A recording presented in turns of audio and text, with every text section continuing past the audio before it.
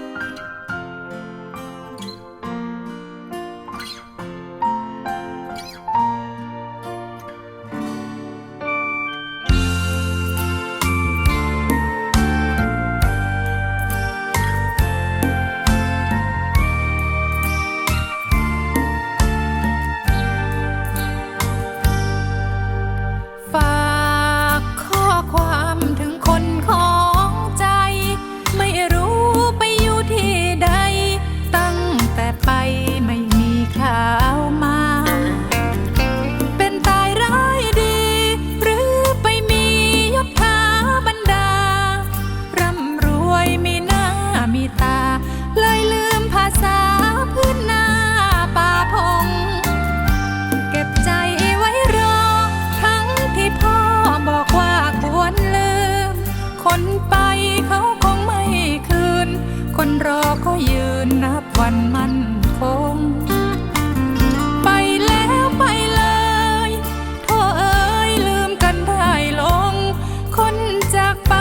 กับคนไปส่งมันคนละคนมันคนละใจปีนี้ไม่เหมือนปีที่ผ่านมา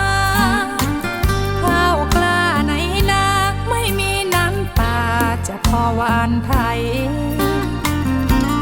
ฝนก็แล้งหน้าก็แห้งต้นกล้า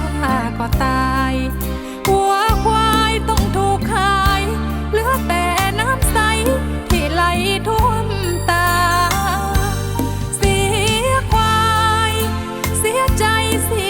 ยหมดทุกอย่างมองหน้าพื้นรามองทางโค้งสุดขอบฟ้า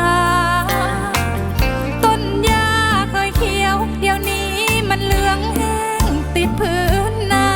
ชีวิตเราก็เหมือนก่อหญ้าที่รอเวลาแห้งตาย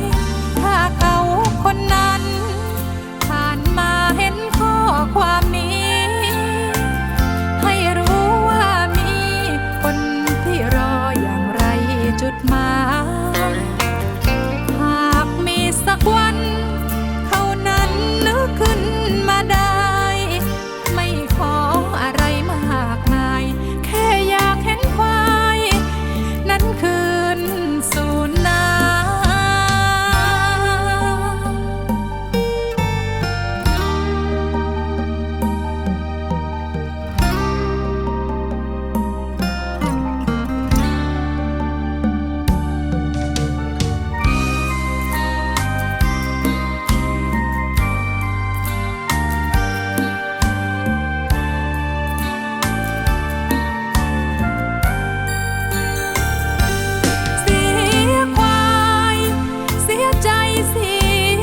ทุกอย่างมองหน้าพื้นรามองทางโค้งสุดขอบฟ้าต้นหญ้าเคยเขียวเดี๋ยวนี้มันเหลืองแห้งติดพื้นนาชีวิตเราก็เหมือนก่อหญ้าที่รอเวลาแห้งตายถ้าเขาคนนั้นผ่านมาเห็นข้อความนี้ให้รู้ว่ามีคนที่รออย่างไรจุดหมาย